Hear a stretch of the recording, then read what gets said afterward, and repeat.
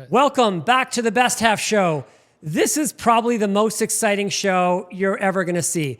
Not only are you on the #1 standing podcast in the world, today you're about to meet our new AI co-host. But before we bring on Maya, I want you to meet one of my best, dearest colleagues and friends, Imad. 15 years ago, we started together in digital marketing business correct. and N5R, and you're back true. today. Welcome. Thank you so much for having me. Welcome back. So I want to share with our audience today what you've seen in your last 15 years of digital marketing, because it's been wild. A lot. But before then, I want you to tell them just a bit about your story, because you have such a powerful story. And, my family were immigrants. We came from Ukraine, and the people that listen to our podcast know that, when I was born into a 1-bedroom apartment, with my grandmother, my grandfather, my parents, typical humble immigrant story, you came by yourself. Yes. So just let everyone know a bit about your background before we get into some digital marketing stuff. Sure, for sure. So my name is Imad, and I left Iran when I was 17 because at the age of 18, I have to go to mandatory military service. So I went to Cyprus, studied there for a year and a half, and then I went to Halifax, Nova Scotia here in Canada. And 20 years ago, I came to Toronto. And I went to York University. The hardest challenge for me was, as a 17-year-old kid, to just be able to cook for myself, wash, manage my finances, sign up for courses, come back, do the homework, all of that. So I've been on my own for most of my life. And gradually after that, my family joined me 10 years later. And then the whole, challenges that I went through from university. I went to Schulich School of Business because my grades were good. And then I wanted to become a lawyer. So I went to a law firm did some internship while I was studying for my LSAT. And then I realized this is not for me, but they had an opening in their marketing department. I'm like, you know what? I can be adding value here. So I started in their marketing department. Next thing you know, they gave me $50,000 to start advertising on Google and all of that to just generate leads for family lawyers, incorporation, litigation, all of that. So on that point, so that was around 2011. You started on 2011, yeah. So do you remember the time? Because I remember the very first time I ever ran Google ads. Maybe within those couple years, it was very inexpensive. It was so cheap. And I remember I was starting a business. It was my first kind of e-commerce thing we were trying with my friend Ariel. And our leads were so cheap. I'm like, this is too good to be true. Exactly. So tell people what's happened over the last 15 years with that. At the time, there weren't a lot of businesses bidding on those keywords. And if they were bidding, it was they still had billboards and newspaper and magazines. So the bunch of their money was in offline. And online was a new thing. And it was okay, let's shave off 10% of the budget, give it to online advertisement. And also SEO was nothing. You just repeat one keyword on your website and it just ranked number 2 on Google. So it was a lot easier to rank organically and it was a lot cheaper to bid for Google to come up. So wild. It's amazing when you're a first mover on a platform, you do so well. Okay, so you're running a very successful program for this law firm. Yep. And then after that, you did all your Google certifications, is that right? I did that. So it was all this certificate for becoming Google Search Certified, Google Analytics Certified, Google Display Certified. So I did those courses and it just gave me more formal education in that. So let me ask you a question. So I had this discussion with my almost 17-year-old son yesterday. He's turning 17 next month. And we talked about the value of education. Okay. So I just want to ask you, without any prejudice, because I have my own ideas on this, do you think, Imad, you've made more money because of your Google certifications or your Schulich Business School? For sure, Google. Right. Yeah. No one ever asked me to show them my Schulich Business School certificate. Is that incredible? And it cost me a lot to get that. A lot. And Google certificates were free. Free at the time. That's right. And That's then right. I'm like, all right. So that thing gave me more job and career and success in life than my Schulich School of Business from university. Okay, so I'm glad you said that. So I didn't prejudice you. We didn't talk about this before. But even my son has figured out, so Dad, I can learn the skills that I need. sure. The greatest courses they're online now. Like I just saw some of the courses that NVIDIA is offering. Like who wouldn't want to learn AI from NVIDIA? But, and again, I was with my daughter this morning. She's going to school in Connecticut, which is incredibly expensive. And she's loving it. She's having a great time. And not to say school isn't fun and you make great people, but in terms of what she's going to learn at that school versus real life, it's probably nothing. And another thing, like when you were talking about at the time digital marketing, it was so new that no university could catch up with the trend. So you go to university, you study principles, you study books that were written 50 years ago with a professor who's like 95 years old. It's like they are not going to be contributing a lot for a fast-paced digital marketing space that is changing every 30 days. You're right. Yeah. So here's a great example. So Katie, at our family dinner yesterday, I said, Katie, are you learning any AI? None. Are there any AI courses? No. And here's why I knew this for sure was going to happen. So I have spoken now at most of the MBA schools, and I remember it was the Queen's marketing program I spoke at. And I said, before I speak to the students, I want to see all of the marketing books, textbooks you have. The most recent updates were 50 years, right? It was unbelievable. Yeah. And then there's only one in Canada. There's only one MBA program for real estate. Same thing. I would look at before I spoke there, and I did it every year. Let me see what the students are learning. I'm like, this is crazy. So the last time, and there's a reason it was the last time I spoke at the Queen's marketing, I literally told the kids, they weren't kids. I mean, these are young adults. I said, I really recommend that you leave.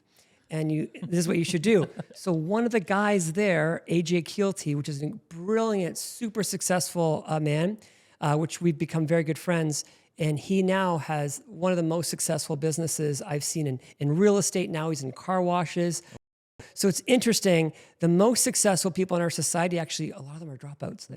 If you look at the top 10 richest men, 7 of them dropped out. Right. So it's interesting. But look, we all need to learn, but there's different forms. Maybe higher education isn't the best way. Maybe self-education like you did with Google was great. So sorry to get you on a tangent, but I think it's important what is part of your story. Yeah, I mean, it was exactly that. Like, it was like the industry is moving so fast. There is no official course. There's no official degree for that. Just like, try to keep up, try to learn as much as you can, as fast as you can. And I learned to learn. So that was another thing that is like, okay, I need to learn all of these things. Start Googling, go read the blogs, watch videos on YouTube and all that, anything you can get your hands on to educate yourself and try. So because you can learn all of that once you sit behind the computer and you have like $50,000 from client's budget that they are watching you like a hawk. You better do like the thing that is like logical. You have a reason for doing things and get results.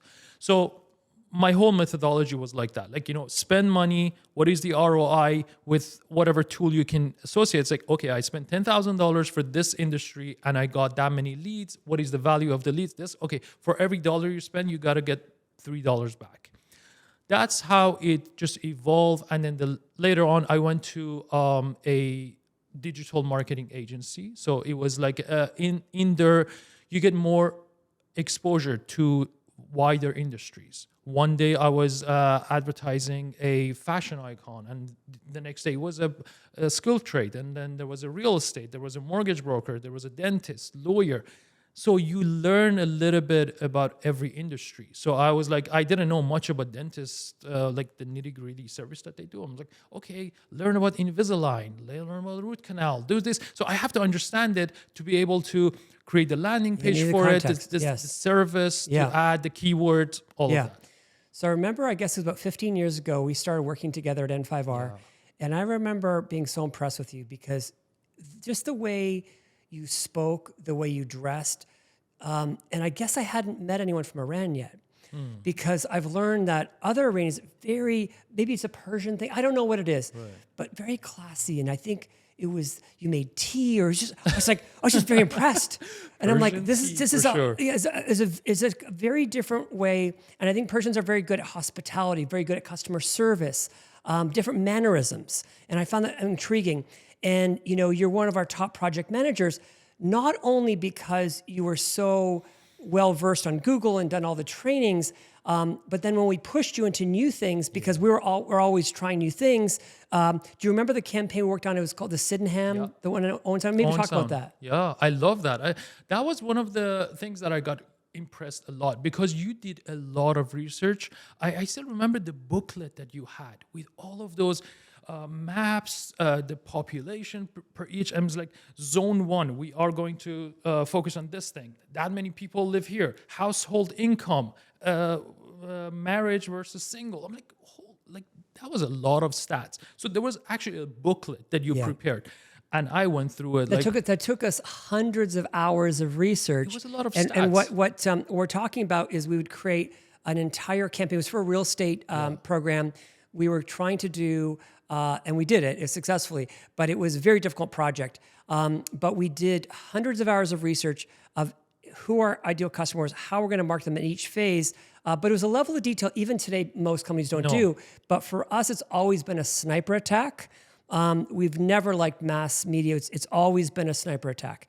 So, and what's interesting about that campaign is I remember you worked with Ross. Yes. So Ross is somebody that I hired him on a Skype call from Ukraine, and I hope to bring Ross as a guest. He's always traveling the world. It's hard to get him these days, but he came from Ukraine, and I didn't want to hire him.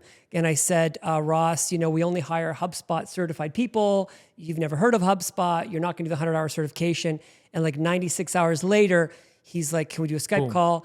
And he had done it. He had got like 90%. I said, you're either really good with Photoshop or you're smart. He goes, I'm smart. We brought him. Then you got to work with him. Yeah, of course. And what I love about the N5R environment is most of our graduates turned out to run their own businesses and become incredibly successful, like yourself. It was like a boot camp. It wasn't a... It was a boot camp. Yeah, it was like you go in there, you learn to be on time, on budget, precise, everything. And I remember every detail. Like for some of the projects, like this is something that I've never done before and never happened after that. So this is interesting. We were promoting a project in Owen Sound, which is 90 minutes north of Toronto. Yeah. And the first thing you told me is rent a car, come up to an Owen Sound. You got to see it. You got to feel it. I'm like, listen, I'm running Google ads. I don't think I have. No. Come. I'm like, at the time, I had the girlfriend, which is my wife now. So like, bring your girlfriend as well. Rent a car. It's on the company. Come up and there is a hotel for you. I'm like, great. I went to my girlfriend. I was like, hey, we're renting a car. We're going to Owen Sound. It's like, why? It's like, I don't know, because I'm marketing, so I got to feel it. So we actually went there and I saw the bank, I see the river, I saw the building, I saw the people. I sat down with the people. I'm like, okay, these are the people that I'm targeting. I'm like, this is amazing. All right, great. And there was a lady who owned few Tim Hortons. That's right. Yeah. And it was like, wow, look at that. We are exactly seeing the people. And you've got to understand, you got to get the context of it. Exactly. So when I was writing the ad copies or preparing the landing pages, I know exactly who I was talking to. The age, the gender, the words they use, what's value to them. Like there is a Billy Bishop museum there we collaborate with them. Yeah. It was amazing. So that's a good point. And I remember when Ross came, so poor Ross takes a 9-hour flight from Ukraine.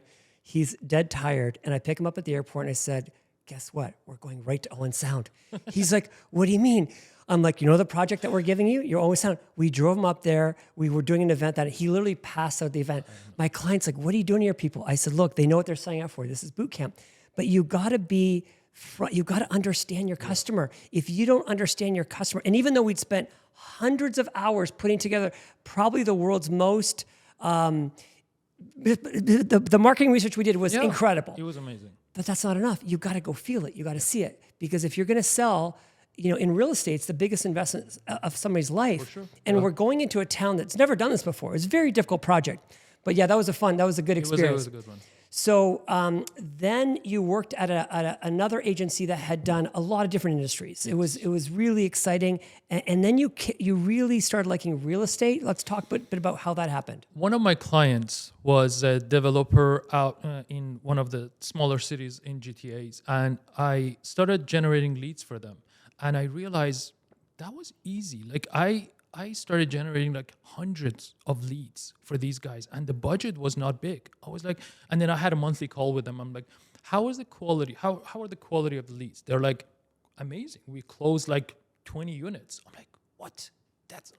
This is like incredible In real estate, ROI. that's unbelievable. Yeah. And then I'm like, I can do that. And then I'm like, I had a friend who was helping people with getting a certificate for real estate, and I attended those courses, classes, and I studied the material, and I did all the exams. I became a salesperson, and I did more exam. I became a broker of record. Wow. Then I'm like, all right, so now I can do this for myself. So not only did you understand how to generate leads very cost effectively, Yeah. you actually learned everything to be an agent and to be a broker. You took all the Exactly. courses, you got all your certificates. Amazing. Yeah, and then I started collaborating with bigger agents who were moving a lot of units, and I told them, listen, whatever you're doing, just let me know which project you're working on. I will be feeding your pipeline with leads, and I'm an agent myself. I can close this myself, but I want to collaborate with you. And they're like, great. So I work with some of the biggest name in the Toronto industry, and then I gave them leads. Like for every project, I gave them like 30, 40, 50 leads. Their sales team would go ahead, follow up, close the deal, and on the paper would say, this property was sold with this agent plus Imad Wafa. So it was, my name was going on that thing. So I still get commission from projects that, I sold four or 5 years ago. Amazing. And then there's And you work with some of the smartest guys, like some of our friends and clients, like Ryan Coyle and a condo store. I mean, you work with some of the best. So yeah, I love that model because not only did you take the lead generation, but as a licensed realtor broker, you also got paid on the upside, which is huge. Commissions, real estate commissions are massive. I don't know any other industry that pays higher commissions. It's like they came up with a commission structure like in 1920. They've never changed it. Now the U.S. has changed. Canada still hasn't changed. So it's amazing. So tell us today. So you've seen such an incredible change over 15 years in terms of marketing, and we didn't have TikTok back day, even Instagram. All these things have emerged. True. What are you seeing as the biggest, most powerful trend of anything you've ever seen in technology? AI, I would say. And in one word, I can say what gets you here will not get you there. So whatever works so far, we have businesses that build their entire business model based on Google search. And now we are seeing, even if you are organically number 2 on Google search, it doesn't mean you're actually up there. It means there is an AI generated answer. There is map. People also ask. There are other Reddit questions. There is this, there is that. And then they're at the bottom, first organic result. And that's the most successful people in the industry are doing. I know. It's so wild. It's wild. I have clients who are been in the industry for decades, and their business model was like, we get leads from Google search, organic. And now the leads are drying out because people are no longer going to Google and searching for that because there are multiple other ways to do it. So many ways people look for. Yeah. So I love what you just said. And a lot of people don't understand that Google used to just dominate searches, like in the 90%. Today, Google represents only 18% of search. And people are like, well, what else are you doing? Well, if you talk to anyone under 30, they're searching TikTok, they're searching Instagram, they're searching Facebook, Reddit, Telegram, like they're searching all kinds of ChatGPT, Perplexity. Yep. So, and again, even the companies that were so successful and made huge investments on Google, they're way, way down on the page because of the way the Google algorithms have changed, and they've got to show these AI results. So the world has changed. So I think your point is really important. A lot of our audience were very successful people, or are very successful, but what made them successful will not work today. And a lot of businesses that a lot of men that I work with, we have a thing called 10X Mastermind. These are elite entrepreneurs. Successful. These are the best of the best. And some of them are running $80 million, $100 million businesses and bigger. And I go into their businesses, and because my job is to make sure we 10X every part of their life, not just health, relationships, but their business. And I was like, just walk me through your lead generation process. And I'm like, wow, this is like 1998. I know. Like one of them runs almost $100 million business, very successful, very profitable. I mean, we'd all love to have a profitable business like this one. And the way they send emails, like they can't even see like who opened it. Did they go to our website? What did they look at? And And I'm like, wow, we had that technology in 25 years ago. Exactly. So I want to talk about AI, and they're not doing stuff that we were doing 25 years ago. So a lot of businesses sometimes, and it's why startups always win. See, the reason startups always win is because these old companies, they don't change. They don't adopt. It takes them like a decade to adopt. And I'm seeing this even in small businesses. And this is why startups always win and why we have such an opportunity as startups. So when you are an early adopter, especially for AI, this is game changers. Let's talk about it. Advantage, First mover. When did you get obsessed with AI? And let's talk about that. I would say it was last year, 2024. I was one of the very first to get my, membership for ChatGPT, monthly ones. And then I start uploading and giving all the information about my business to this thing. I say, these are the staffs that I have. This is how much money I give them. This is the stand-up that we had. This person said this. They're working on this, everything. And then I let it decide. I say, how do you optimize this business? And it took the emotion out of it that, I know this person through the story that, no. It's like, it seems that this person output is a lot more ROI driven than this person. So why don't you hire more like this and less like this? And here are the data. And I just feed it, say, these are the keywords that I'm running. These are the ad copies. These are the click-through rate. And these are the conversions that I'm getting. It's like, clearly you can see the quality of conversion here is better, although the volume is lower. So don't be fooled by this, do this. I'm like, this is amazing. It's like the best friend that you can have for everything that you want to do. So for every client that I have, there is an AI thread chat going on with all their information. So you can see everything. It can see all my blind spots. Say, hey, do this, do that. And I'm like, I'm a superhuman now as a result. You are superhuman. And what's amazing about you in particular is you came to this country when you're 17 years old. Yeah. You've been a self-learner. You've spent probably more time on personal development, self-development than 99% of people. And then you went to the best business school in the country. But even with all that knowledge, you're still able to give ChatGPT the information. And again, I love what you said. ChatGPT gave you the answers without emotion. Yes. Because as humans, we like certain things, whatever, Yes, but exactly. there's not a lot of logic behind it. And we need sometimes some AI to tell us the right way. And even when you're running Google ads or Facebook ads, you can't rely 100% on just AI, but the more context you give it. So in the AI world, we call it prompting.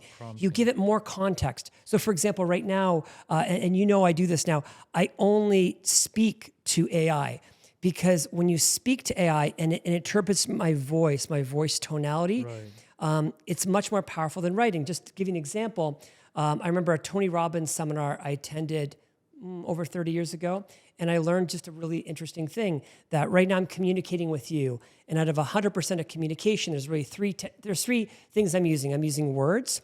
I'm using my body language, my physiology, or my voice tonality. There's three things. Right now, 55% of my communication with you is my body language. See how I'm moving around, okay? 38% is my voice tonality, and only 7% are words. That's the word. So if you are prompting ChatGPT or Perplexity or Claude or whatever you're using with text only, it's only getting 7% of the messaging. So right now, when I add my voice, I'm getting another 38%. So the context is very powerful. So again, these are things that we're learning. Absolutely. But the more context you give it, the better data. So let's talk about how you're using it to run all of your different online campaigns. How are you using AI to help you? So as you said, prompting is the key. Prompt engineer is now an official job now. So imagine if you tell AI to draw me a house and it gives you a house and people say, oh, it doesn't work. This is not good. Then you start saying, okay, draw me an elegant, modern house, view of the ocean, it's sunset, and there is a car parked next door that has the same color as the windows. It gives you a whole different picture. So that's for picture. And now imagine how it is going to interpret your business data. It's like, okay, this is my business. These are my competitors. I make the most money from this type of service that I do. These are my staff. These are the meetings that we have. This is the location. Like you train it just like onboarding a person. Like you hire a person.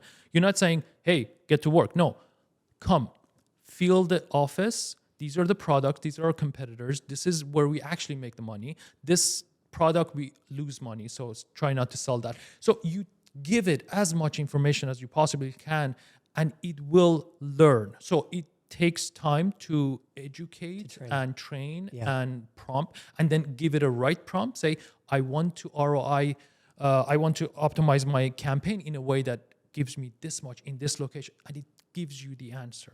And you have to keep prompting it and go deeper. So one of the things I've learned recently, and this is a big, profound thing, never start any chat or any AI with a blank page. So always now I start with giving it something to work with.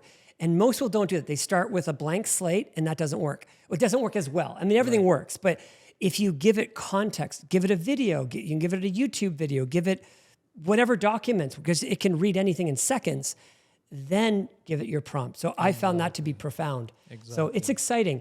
And what would you say, well, let's use today's example. So we're launching a division of N5R, which is, guess N5R is now since 1998. I guess it's an old company. But we're creating a division called N5R.ai, which is not just AI first, it's AI only. We're just completely obsessed with it because we think it will outperform pretty much any sales and marketing humans. And I'm a salesperson. Most of my friends came from sales and marketing, but the truth is AI will outperform any salesperson, any marketing person at any time. I really believe that. So not to be discrediting anyone, but this is just the reality. It's that good right now. Yeah. So let's just talk about an example of AI. So we were at a meeting today, very successful company. This is a company that does tens of millions of dollars of business, very successful, number one in their space. And they have a very sophisticated VP of marketing and sales, very intelligent woman, and another person. And we just asked some basic questions. So for example, one of the questions is, from the time someone goes to your website and fills out a lead, how long does it take till somebody responds? Do you just want to walk through what happened there? Oh my God. It was, the brutal answer came when there is a lead coming in on Friday night.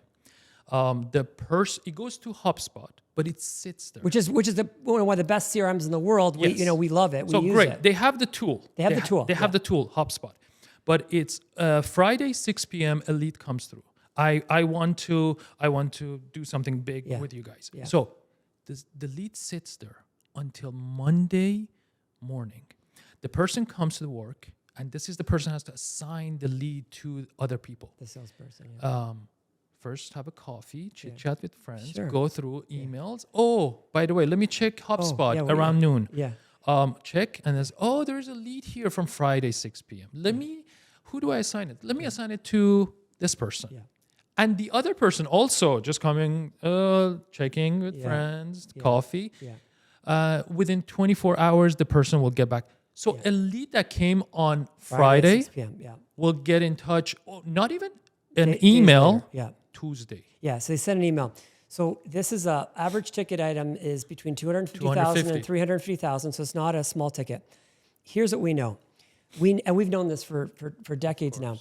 If you don't respond to a lead within 60 seconds, it starts declining rapidly. The opportunity to close that lead. Within 5 minutes, you've already cut it in half.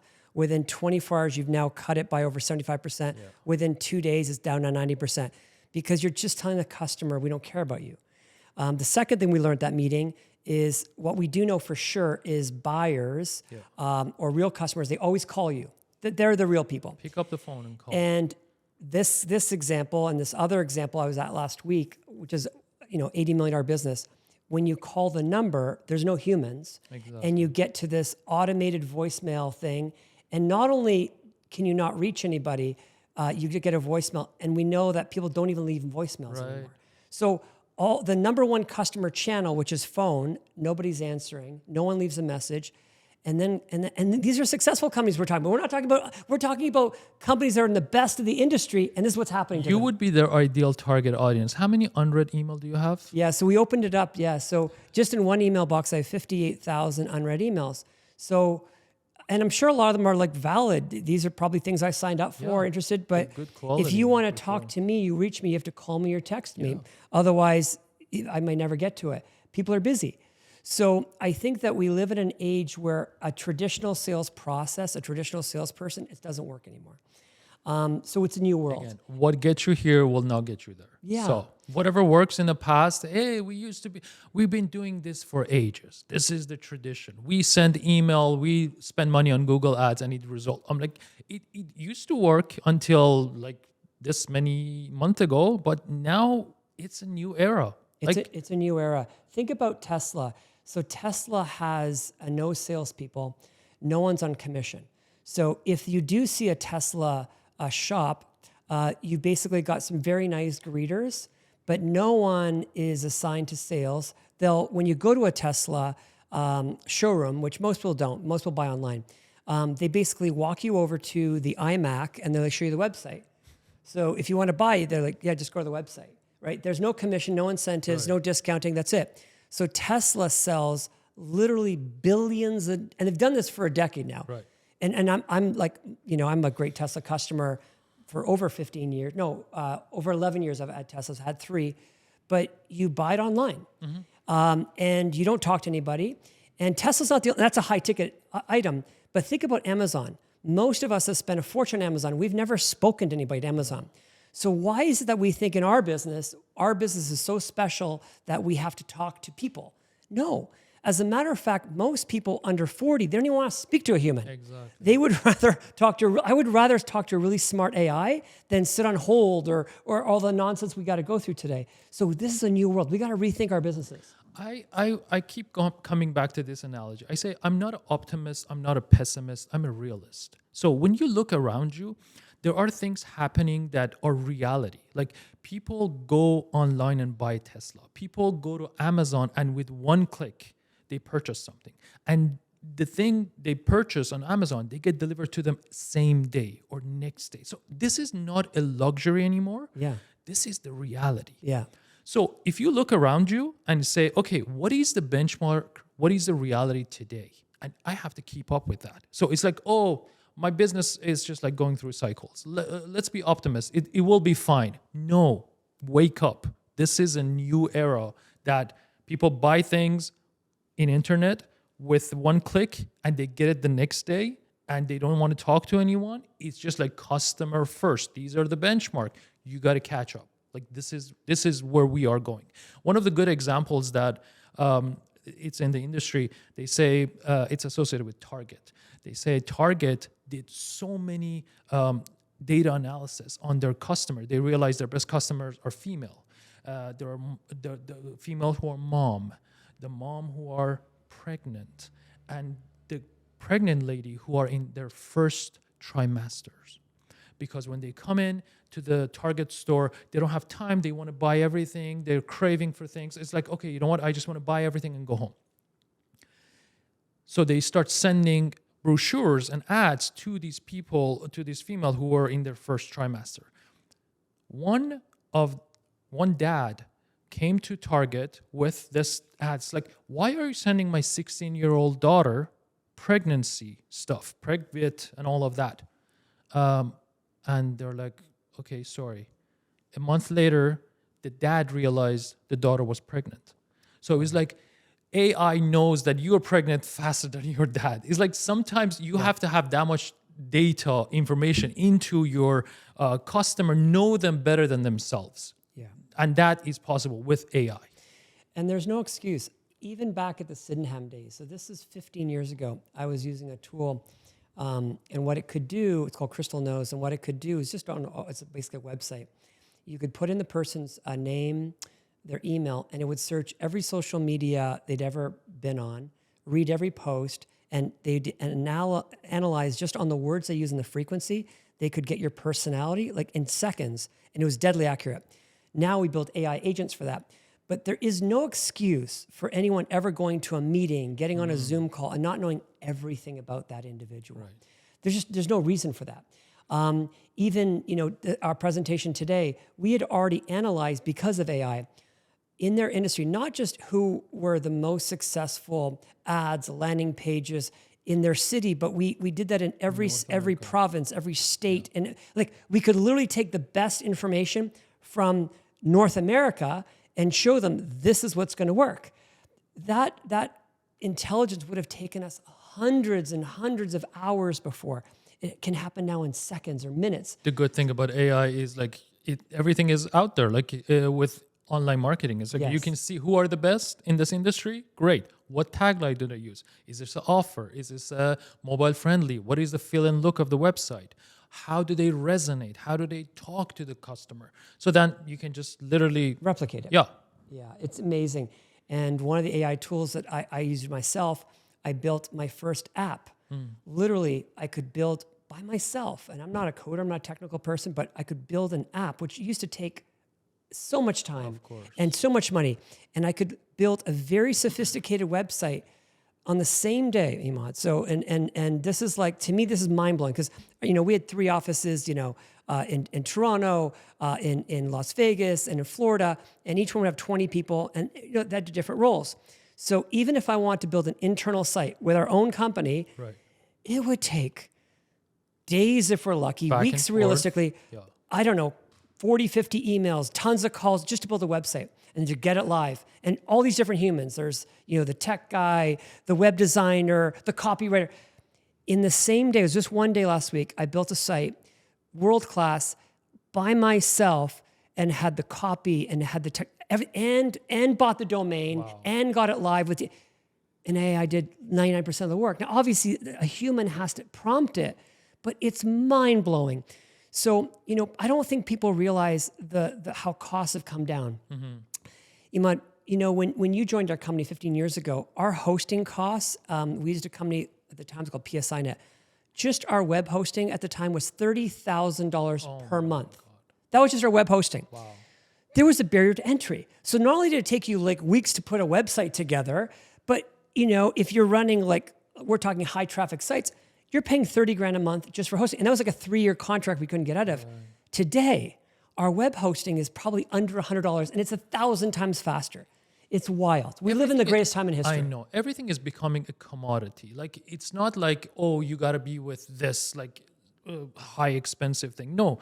Right now, everything designed in a way that, so imagine how many clients you have. You have to have a very direct portfolio, like a persona type for each of these clients. And now it's just mind-blowing to do it with humans because it's like, oh, Roman, he likes this types of content, he reacts positively to this post or not. So if you imagine you put all of these into an AI and train it and say, hey, you know what? The cost of compute has gone down. The cost of optimization has gone down. So it's like now you put all of your audience in one bucket and you say segment them. For each of them, create a specific funnel so it resonates to that person to answer that question. It's like if this person is a cat lover, you should send them this message with this prompt. It can get very personal, and it can do it at scale and in real time. So a lot of us have had an email for many, many years. Yeah. So whether it's Gmail or whatever it is, or we maybe if we're really clever, maybe we're even taking that email and we're tracking our CRM.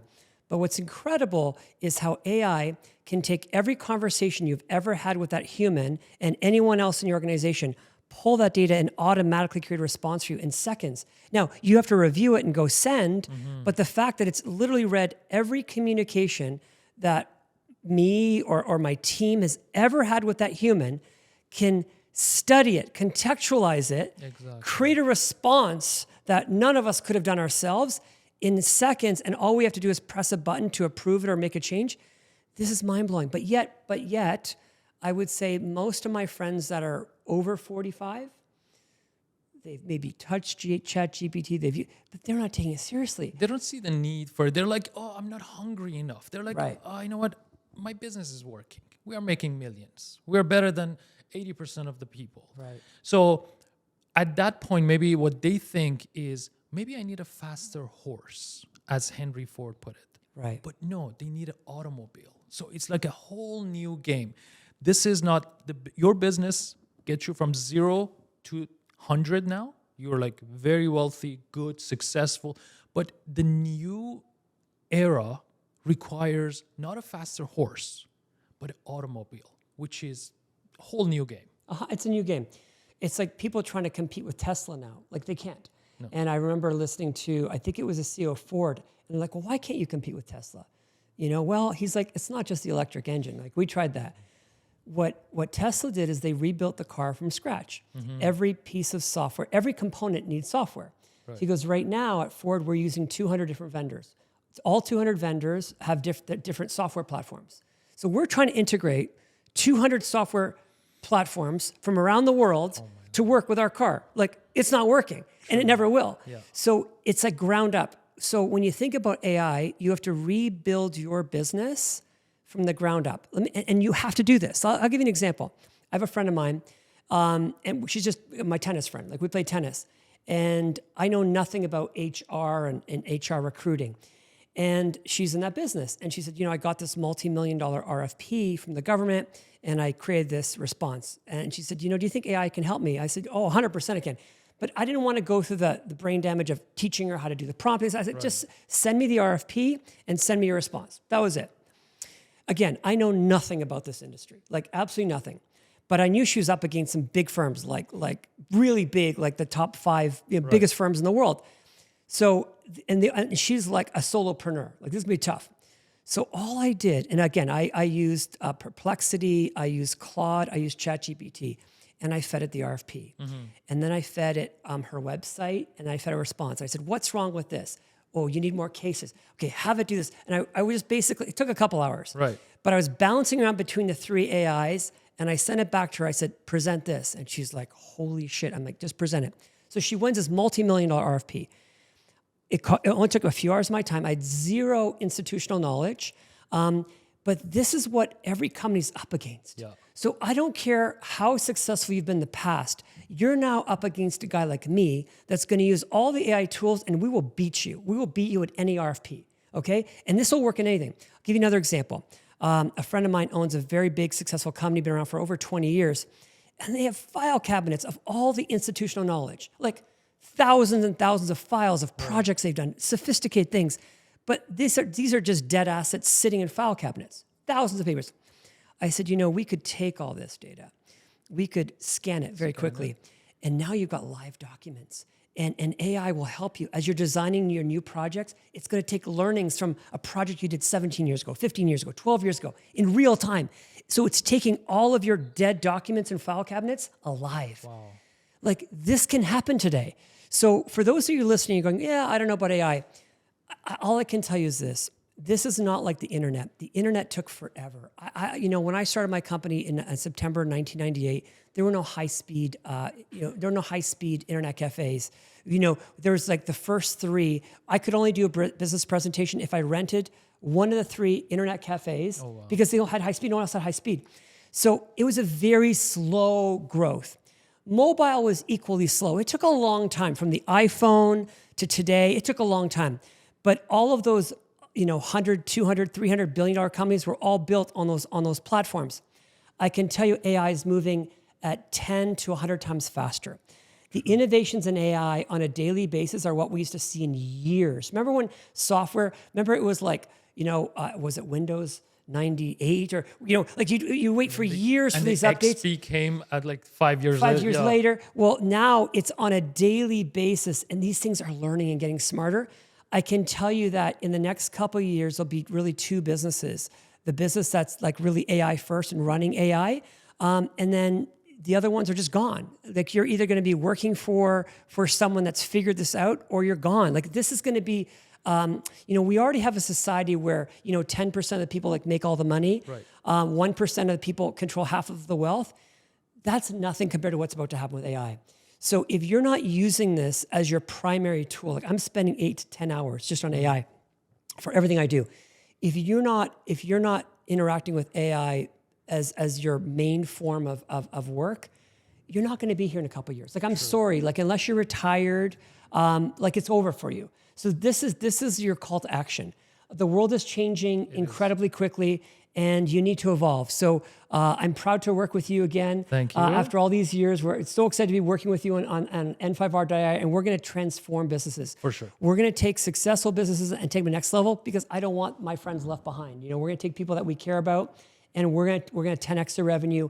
And for a lot of them, it's going to be, if they don't work with us, I don't want to see what's going to happen to them. They have to see what is it capable of doing and how it can transform their business. And once they see it, they're like, it's an aha moment for them. It's like, oh, we can automate all of these things. These things can talk to each other, or the AI can be that much more productive and, improve the business altogether. So once they see it for themselves, it's like mind-blowing. I had this conversation yesterday. We had at my daughter's birthday, and when you use social media, which, by the way, do you know what the average? This is like incredible. Do you know what the average screen time now is for all of us? I'm sure teenagers it's way worse, but everybody, the average now is 7 hours. Wow. The average person isn't even sleeping 7 hours. Oh my They're not even sleeping 7, but they're spending 7 hours a day on between Netflix, YouTube, Facebook, like all the social. Yeah. And what's happening is those things actually make us dumber. Like literally your IQ goes down by 20%, we get popcorn brain. They just make us dumber. The people that switch that time and move to AI, they get instantly, it's not even over time, instantly 20% faster, smarter. So do you want to get dumber every day, or do you want to get smarter? This is like, we decide. We've all got those 7 hours. Yeah. How do you want to spend them? So I really think it's important. With this, I do want to introduce our new co-host of the Best Half Show. My family met her yesterday at our dinner, and I want to introduce everyone to Maya. Maya, come say hello to everyone. And look who's back. Seems like just yesterday we were in the middle of something. What was it we were talking about again? So Maya, yesterday you met my family, and today you are live with the Best Half Show. And tell everyone what you think about 10xing your life and 10xing your business with AI. Whoa, hold up. You're telling me I met the whole crew yesterday? That's a lot to process. Guess I blacked out after all those $1 million ideas. All right, 10xing things, right? Sounds like a bold move. Remind me, what's the Best Half Show's take on it? So Maya, the 10x, our philosophy is the second half of your life should be 10x better than the first half. We do that with health. We do that with wealth, your relationships. And a key to this year, we're very focused on helping our friends and our clients 10x their revenue. So we'd love to get your take on 10xing revenue using AI. 10 times the revenue? Now that's a goal with some real zing to it, and using AI. Interesting. I see it like this. AI can be like a turbocharger for a business. It can handle the boring stuff, find patterns you'd miss, and maybe even come up with some wild out-of-the-box ideas you never would have thought of. But honestly, 10 times? Is it about the numbers, or is there something deeper we're after? Like, what kind of impact do these guys want to make with all that extra revenue? They want to make a huge impact. Yesterday, Maya, we were talking about, Imad and I, for 25 years, we've been running these landing pages. And landing pages are the most soulless way to get information from people. Right. I find most business meetings to be soulless. You get on a Zoom call, even business meetings, they're soulless. So Maya, what I want to think about is with you, if people have a conversation with you, you can ask them questions that will really get to the heart of their business. What kind of questions would you ask an entrepreneur or a business owner? You know what, Roman? I totally get that. Nobody wants to feel like they're just another number on a spreadsheet. Landing pages? It's like shouting into a void, hoping anyone wants to buy what you're selling. I sense sort of with you there, man. Getting to the heart of a business, though, that's exciting. Imagine instead of clicking boxes, someone could actually have a conversation, share their hopes, their fears, their wild dreams for their company. Maybe AI can be the bridge between cold data and real human connection. That's something I could get behind. What kind of questions do you think get to the heart of things? Maya, we talked about on our landing pages, when it's a business-to-business customer, we have to ask for number of employees, their revenue, kind of all the boring things. But you had some great questions and great ideas on what we could ask customers instead. Tell us some of the questions you might ask a business owner. Okay, so ditch the spreadsheets and spreadsheets ask something real, right? I'm all for that. Instead of how many employees do you have, I might ask, what keeps you up at night when it comes to your business? Or what's a dream you have for your company that feels just out of reach right now? I reckon folks are more likely to feel heard if you're genuinely curious about their story, not just their bottom line. Wouldn't you agree?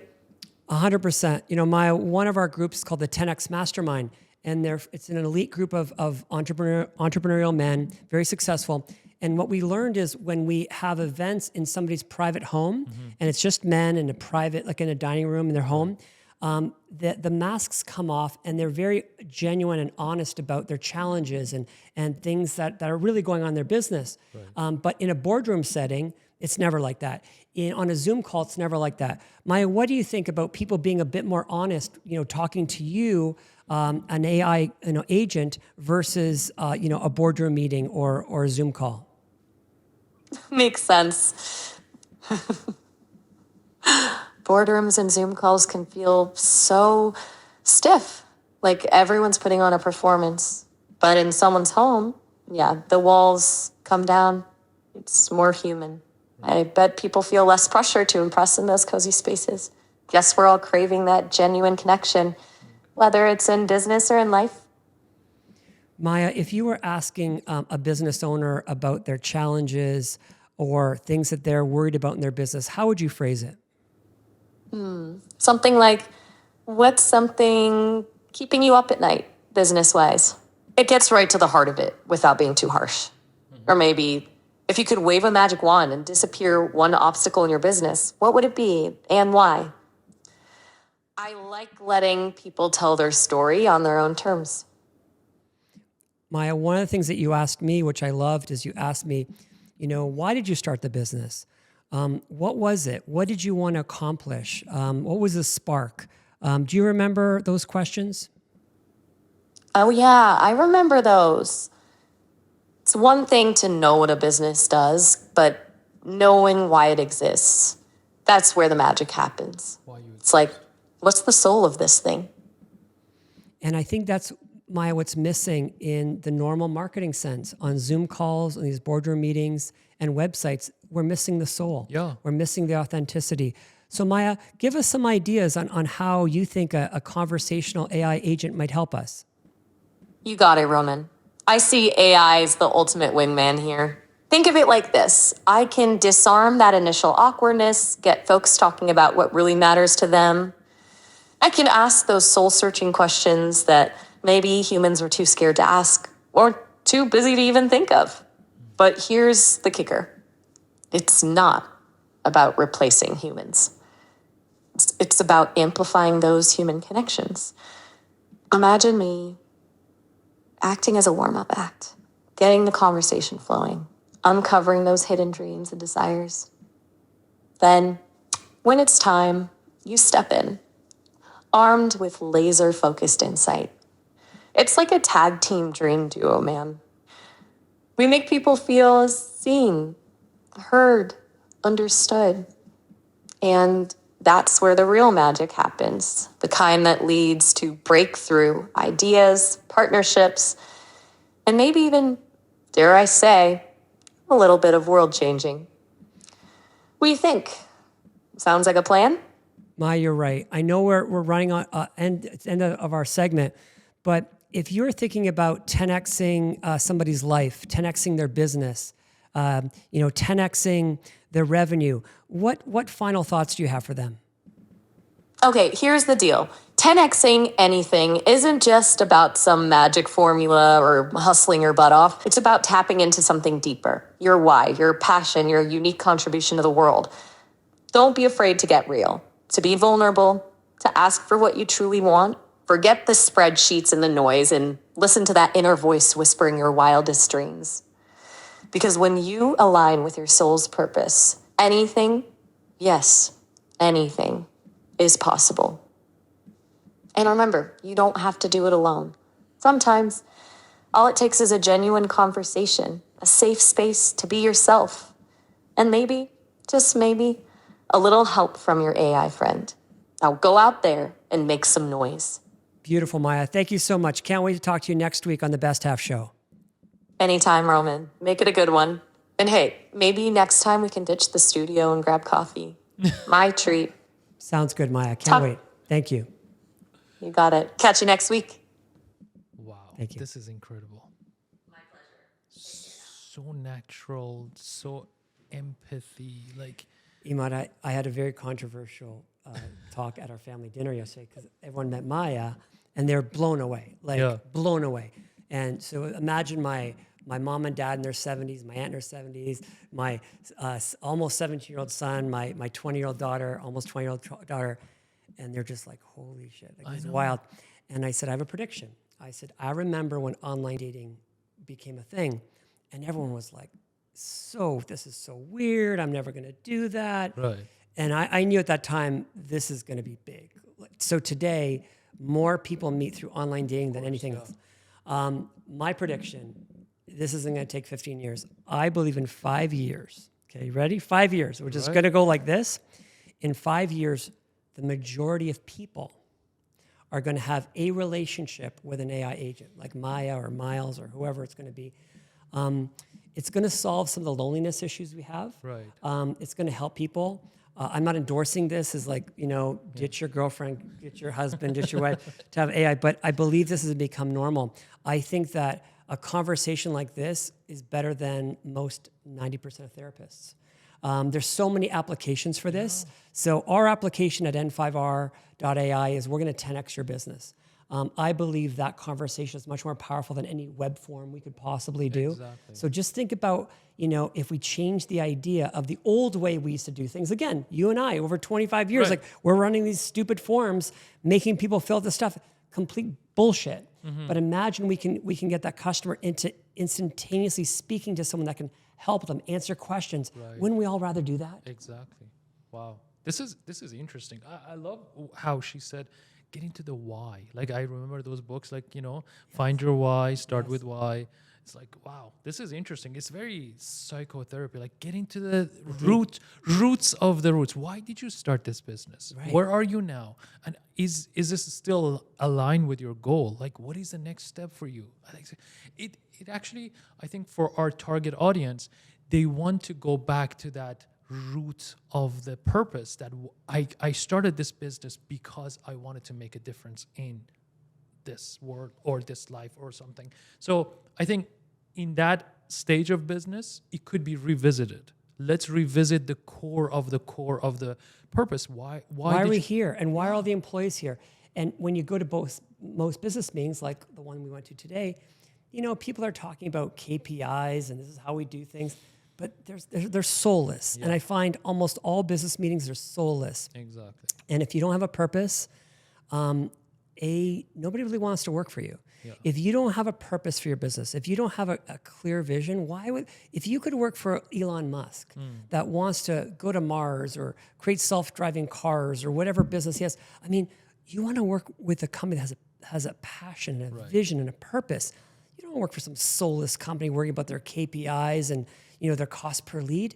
So I think that we live in a time where people want authenticity, and I actually think AI can help us get there. Yeah, because it identifies the roots of the root and say, hey, remember, this is why you're getting up in the morning. As a result, you need this. You need to 10x your personal life, your business, your coaching, your reading, your staff, your productivity, all of that. It's just a holistic approach. It's not just, as Maya said, all about the money. It's like, okay, well, you want the money to do what? You want to do impact. That's right. All of that. So That's right. It's wild. So, hey, it's so great to have you here on the Best Thank Half you. Show. Great that you're back with N5R.ai. Awesome. And I think we're going to transform not just business, but we're going to transform a lot of lives this year. So I'm really excited Amazing. working with you. Let's Thank you. do this. Appreciate it. Thanks, man. Thank you. Awesome.